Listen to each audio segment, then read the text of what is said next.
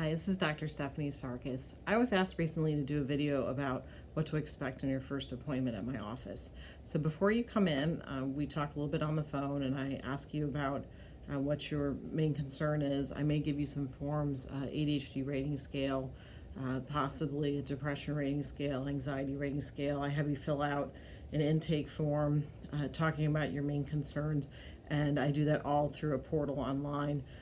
And then when you come in, we meet for about an hour and a half, and we talk about everything from your childhood all the way up to the present. I ask a lot about family history because there's a high genetic chance of inheriting things like ADHD, depression, bipolar disorder. And we also talk about what you've tried and what's worked and what hasn't.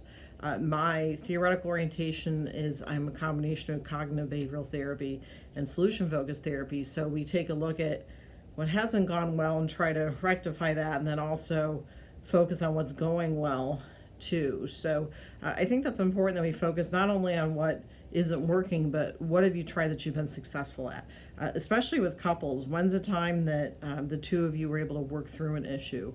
Because when you're tending to fight a lot, you forget about the times that you actually were able to work out stuff. So I think it's important to bring that up.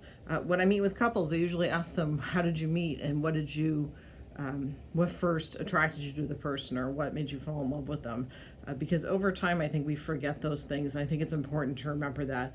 And also the things that attract us to somebody are also the things that kind of end up driving us nuts too. So I think it's important to look at and connect with what do you like about your spouse or your partner. Also with kids and parents, I'll ask parents, tell me what you appreciate about your child. Again, I think that it's easy to get wrapped up in what's not going well and forgetting to focus on the things that are going well. So I think that's an important part of it. So at the end of the hour and a half, it's kind of like kind of a coffee chat sort of, similar to us just sharing a cup of coffee and just chatting about how things are going. And by the end of the hour and a half, we talk about my thoughts on what might be going on. I get your 2 cents on what might be going on. We put our heads together, and sometimes I recommend that you come back and we talk once a week, maybe for about a month, and then we reconvene and talk about if you need to come in more or less. I also have referrals for medication if someone wants to seek medication, and I do talk to people about what medication they've tried before, their medical history, and we talk about what medications do and don't do, side effects, benefits, and then at the wrap up, sometimes I write letters for 504 accommodations for if someone has ADHD, if a child has ADHD and they need accommodations at school. I may write a letter for a college student to get accommodations.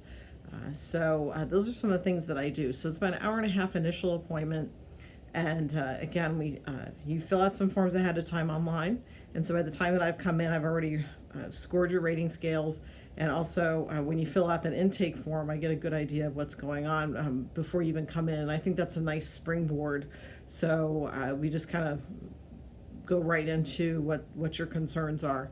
And also, again, we go through everything from childhood all the way up to the present, the history of the issue. We talk about a little bit about family dynamics, where are you in birth order, and history of your parents.